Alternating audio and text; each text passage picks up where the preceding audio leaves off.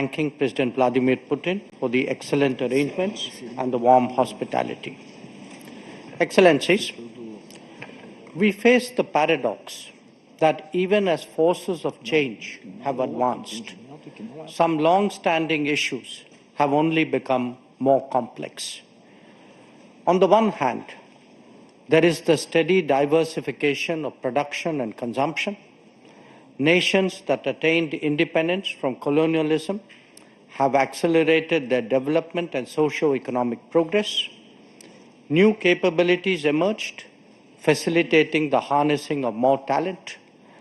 This economic, political, and cultural rebalancing has now reached a point where we can contemplate real multipolarity.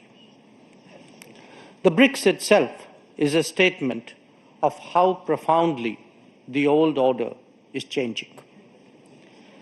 At the same time, many inequities of the past also continue. In fact, they have assumed new forms and manifestations. We see that in the access to developmental resources and modern technology and efficiencies. Let us also recognize that the benefits of globalization have been very uneven. Adding to all that, the COVID pandemic and multiple conflicts have aggravated the burdens borne by the global South. Concerns of health, food, and fuel security are particularly acute. The Summit of the Future underlined that the world is in real danger of falling significantly behind in realizing SDG targets. How do we reconcile this contradiction and ensure that the benefits of change reach those who are currently left behind? How do we create a more equitable global order? First, by strengthening and expanding platforms of an independent nature, and by widening the choices in different domains and minimizing undue reliance on those that can be leveraged. This is really where BRICS can make a difference for the global South. Second, by reforming established institutions and mechanisms, especially the UN Security Council in the permanent and the non-permanent categories. So too, the multilateral development banks, whose working procedures are just as outdated as that of the UN. India initiated an effort during its G20 presidency, and we are glad to see that Brazil is taking it forward. Third, by democratizing the global economy through creating more production hubs. The COVID experience is a sharp reminder of the need for more resilient, redundant, and shorter supply chains. For essential needs, every region legitimately aspires to create their own production capabilities. Fourth, by correcting distortions in global infrastructure that are a legacy from the colonial era. The world urgently needs more connectivity options that enhance logistics and mitigate risks.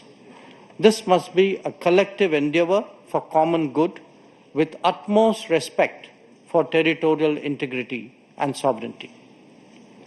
And fifth, by sharing experiences and new initiatives.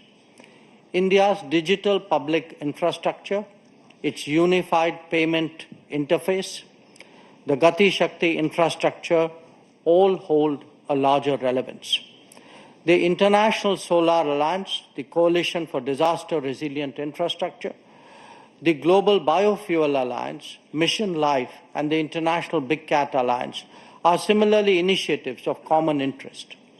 As a first responder, be it for natural calamities, health emergencies, or economic crisis, we seek to do our fair share.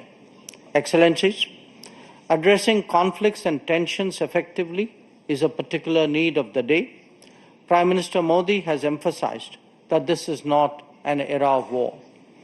Disputes and differences must be settled by dialogue and diplomacy.